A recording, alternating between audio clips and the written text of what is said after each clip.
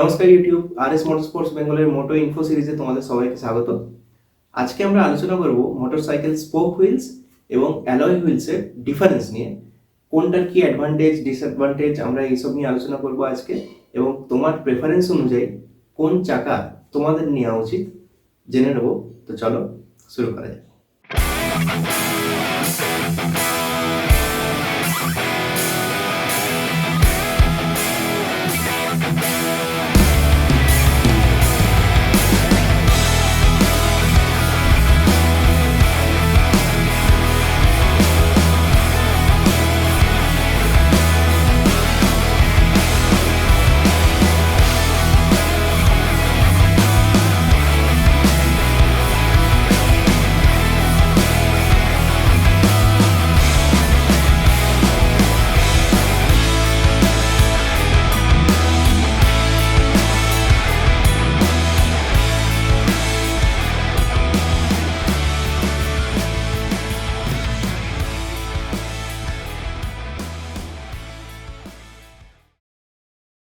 Difference নিয়ে এই ভিডিওটা শুরু করার আগে তোমাদের সুবিধার জন্য একটা জিনিস তোমরা মাথায় রাখতে পারো, যে তোমাদের মধ্যে যদি কেউ অফরোডিং করতে ভালোবাসে তাহলে তার উচিত স্পোক হুইল প্রেফার করা, এবং যদি তোমার অফরোডিং ওসবের খুব একটা ইচ্ছে না থাকে তাহলে তোমার জন্য অলওয়েজ অ্যালয় হুইলসই হচ্ছে বেটার অপশান। চলো এবার আমরা সরাসরি জেনে নেব যে স্পোক হুইলস এবং অ্যালয় হুইলসের মধ্যে মেন পার্থক্যগুলো কী। তো আমরা শুরু করব একটা খুবই পাওয়ারফুল পয়েন্ট দিয়ে, দ্যাট ইজ স্টাডিনেস। তো স্পোক হুইলের ক্ষেত্রে স্পোক হুইল খুব বড় সড়ো কোনো ইম্প্যাক্ট সহ্য করতে পারে না, সেই ক্ষেত্রে রিম বেন্ড হয়ে যাওয়ার চান্স থাকে। কিন্তু ওই একই লেভেলের ইম্প্যাক্ট যদি অ্যালয় হুইলসের ক্ষেত্রে ঘটে, অ্যালয় হুইলস কিন্তু জেনারেলি সেই ইম্প্যাক্ট টলারেট করার ক্ষমতা রাখে। তাই স্টাডিনেসের দিক দিয়ে অ্যালয় হুইলস স্পোক হুইলের চেয়ে বেটার। আমাদের 2 নম্বর পয়েন্ট হচ্ছে ম্যানুফ্যাকচারিং অথবা ম্যানুফ্যাকচারিং টাইম। তো একটা স্পোক হুইল তৈরি হয় রিম, স্পোক, হাব ইত্যাদির মাধ্যমে, আর এই প্রসেসটা যথেষ্ট টাইম কনজিউম করে। কিন্তু অপরদিকে অ্যালয় হুইলস যেহেতু পুরোটাই একটাই ইউনিট অর্থাৎ একটাই ব্লক, তাই একটা ইউনিট স্পোক হুইল তৈরি করতে যতটা সময় লাগে অ্যালয় হুইলসের ক্ষেত্রে সেটা অনেক তাড়াতাড়ি হয়ে যায়। তো আমাদের পরের পয়েন্ট হচ্ছে ওয়েট। স্পোক হুইলের যেটা ওয়েট জেনারেলি অ্যালয় হুইলসের চেয়ে বেশি হয়। তো আমাদের পরের পয়েন্টে আসে হচ্ছে কস্ট। স্পোক হুইলের যেটা ম্যানুফ্যাকচারিং কস্ট সেটা জেনারেলি অ্যালয় হুইলসের চেয়ে কম হয়। তো এবারে ডিজাইন অথবা ডিজাইন অপশানসের যদি কথা বলো, তাহলে স্পোক হুইলসের ক্ষেত্রে আমরা অনেক লিমিটেড অপশানস দেখতে পাই, কিন্তু অ্যালয় হুইলসের ক্ষেত্রে আমরা অনেক প্যাটার্নের ডিজাইন দেখে থাকি।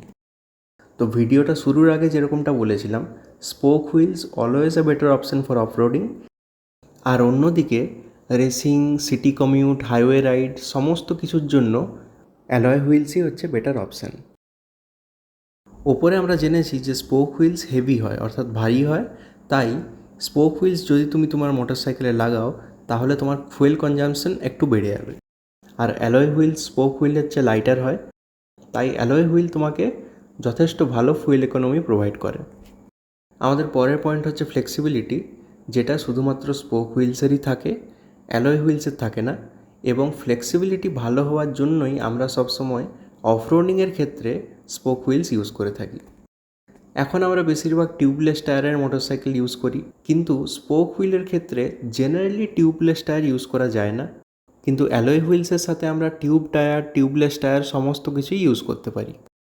তো হুইলের ক্যারেক্টার ওয়াইজ আমরা স্পোক হুইলকে অলওয়েজ আমরা রিপেয়ার করতে পারি, কিন্তু অ্যালয় হুইলসের ক্ষেত্রে একে রিপেয়ার করা সম্ভব নয়, আমাদেরকে একে রিপ্লেস করতে হয়।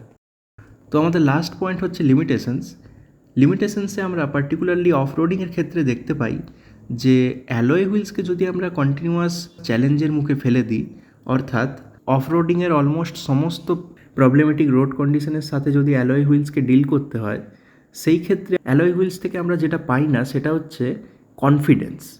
ইনস্টেড অফ অ্যালয় হুইলস যে কোনো অফরোডিং মোটরসাইকেলে আমরা জেনারেলি স্পোক হুইল দেখতে পাই, এই জন্যই কারণ স্পোক হুইল থেকে আমরা ফ্লেক্সিবিলিটি এবং অফরোডিংয়ের ক্ষেত্রে আমরা বেটার কনফিডেন্স পেয়ে থাকি। তাই আমরা যে কোনো অফরোডিংকে চ্যালেঞ্জ করার জন্য স্পোক হুইলের মোটরসাইকেল জেনারেলি ইউজ করে থাকি। আমি আরেকবার বলছি যে তোমরা ফার্স্ট পয়েন্ট এবং লাস্ট পয়েন্টের মধ্যে কনফিউজড হয়ে যেও না। যেখানে স্টাডিনেসে আমি বলেছি যে স্পোক হুইলস উইকার আর অ্যালয় হুইল স্ট্রঙ্গার, কিন্তু লাস্ট পয়েন্টে আমি বলছি যে বেন্ড হওয়ার চান্স অ্যালয় হুইলসেরই বেশি। এইটা কিন্তু শুধুমাত্র অফরোডিংয়ের ক্ষেত্রেই অ্যাপ্লিকেবল, যে অফরোডিংয়ের ক্ষেত্রে অ্যালয় হুইলস কন্টিনিউয়াস চ্যালেঞ্জকে ফেস করতে পারে না, কিন্তু ভালো পরিমাণ ফ্লেক্সিবিলিটি থাকার জন্য স্পোক হুইলস সেটা পারে। তো মাই ওয়ান্ডারফুল ভিউয়ার্স, আজকের মতো এইটুকুই। এই ভিডিওটা যদি তোমাদের ভালো লেগে থাকে তাহলে একটা লাইক করে দিও এবং চ্যানেলটাকে সাবস্ক্রাইব করে বেল নোটিফিকেশনটাকে অন করে দিও এই রিলেটেড অন্যান্য ভিডিওর জন্য। তো চলো, দেখা হচ্ছে পরবর্তী ভিডিওতে। Right safe.